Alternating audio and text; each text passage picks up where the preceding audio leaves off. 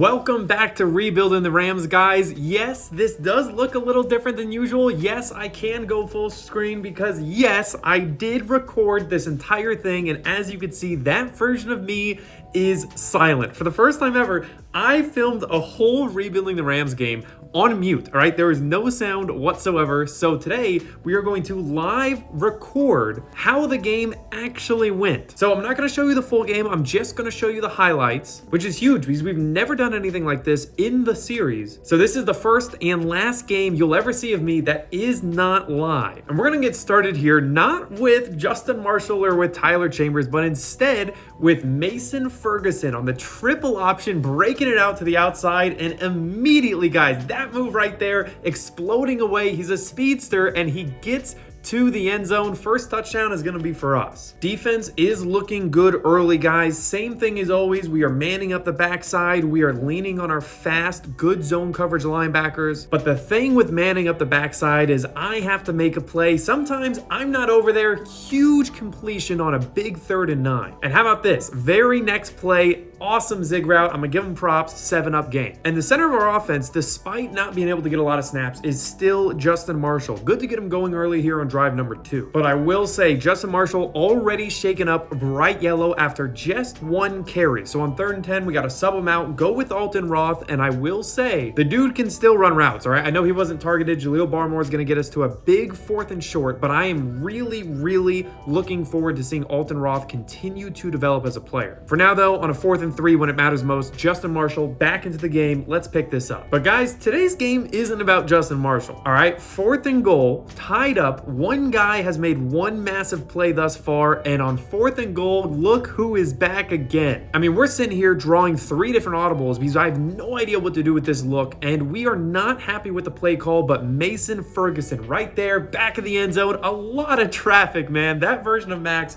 was pumped up when we pulled this off. I wish you could have heard how excited he was. Now, this play, I'm actually glad you didn't get to watch live because yes, we manned up the backside. Yes, I have a deep 3rd, and yes, I was getting way too aggressive. They fooled me with the underneath route. I'm gonna give that one up. We are right back to a tie game. I did make the mistake of going play action on 3rd down. I know that this game hates it when you do that. I feel like I should have been punished right there, and I will be. Quick pass rush, Oregon State ball. And you know, we haven't been able to get a stop yet, so to get them in a 4th and 2 is huge. Let's be aggressive. Let's bring down the safety. Let's go double mug. Let's rely on man-to-man coverage. Jason Gadosh backside gets beat over the top. He kind of closes, but it's just not enough. I mean, he has played so great for a redshirt freshman in his first year as a starter, but that means he's going to get targeted a lot as the number 2 corner. And you know what? I'll give him credit, guys. This football is moving. 3 offensive possessions for them, 3 scores. Luckily, we still have Jaleel Barmore, and I got to give Tyler Chambers some credit here, man. That ball was like 45 air yards for a huge 14-yard completion on 3rd down. And if it's going to be a shootout, we got to answer. And if we're going to answer, it's going to be nobody else besides this guy right here, man. Mason Ferguson down to the 1, 6 catches for $127 in the first half. The transfer has exploded this game, and it's the last guy I would have expected to just take over a game, right? He's been pretty consistent, but Levon Brown has 99 short route running. Jaleel Barmore has 99 medium route running. Mason Ferguson is just a good receiver, but he's playing great today. And speaking of great, how about a tie game? As we approach the 2-minute warning, we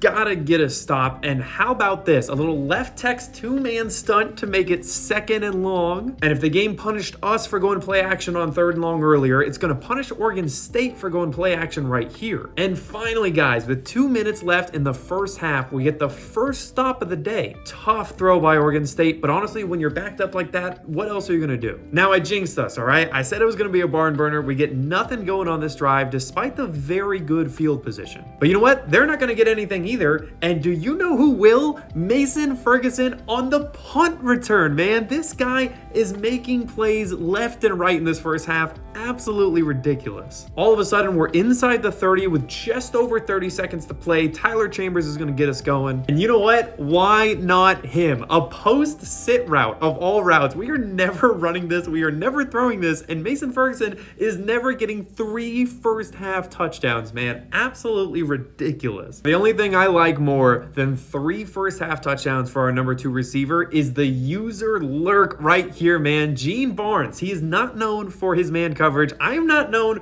for my coverage, but it's just enough to get that pick. And you know what? Feels like we got a little momentum going. We're moving the football. And do you know what happens when we move the football? Jaleel Barmore on a post route happens. All right, Mason Ferguson, this is his game. This is his story. But Jaleel Barmore has an entire route named after him. I have never seen a receiver run one route so good. But look at this. Watch this version of Max show us on instant replay. The fact that Barmore is able to both get inside of his man after stemming him over top and then get the safety to commit too. I mean, that's just absolutely incredible. And now we're cooking, guys. 21 straight points. Defense gets a stop. And at this point, we're just messing around, all right? Jaleel Barmore back on the post route. And you know what? At this point, I don't blame Oregon State, right? We've hit him over the post multiple times. They go press man coverage, but you gotta give Barmore some safety help. He's fast too. He will beat the press. I think I've barely said his name today, so let's give Tyler Chambers a chance to get a touchdown of his own. And wouldn't you know it, guys, 28 unanswered points. And guys, I'm just so mad that of any game that I was on mute, it was this one because everybody is playing well. Even Jason Gadosh, who got beat earlier, can get his get back late in the second half. You know what, guys? With 5 minutes left to go and a comfortable lead, I think it's time we slow it down a little bit, especially because we know that all of these explosive plays in the air have made it to where Alton Roth can get going on the ground. How about that? 35 straight unanswered points, guys. Again, I am so sorry that I filmed this for an hour and had no audio. I still have the text from CJ when he hit me up and was like, "Hey man, just a heads up, I'm not hearing anything with this video that I'm about to edit." So guys, that's on me. Won't happen again. Hopefully this was a fun, different thing. I will say we did do some recruiting. Honestly, there's not a whole lot to update there this week. There's no major progress being made in any individual people. We didn't pull out of any races, and we still have the same conceptual strategy that we had the past few videos. We're only able to get up to 6 elite players, so 6 4 or 5-star players. And if we're only going to get 6, I want to save some space in the transfer portal, which means as far as these high schoolers, I'm either going to go after 5 stars or 4-star gems, and even then, I'm only going to take the best 3 or 4 that I could get. So that's why I'm okay going all in on all these 5-star battles, because we're not going to win most of them, but if we win 1 or 2, we get 1 or 2 4-star gems,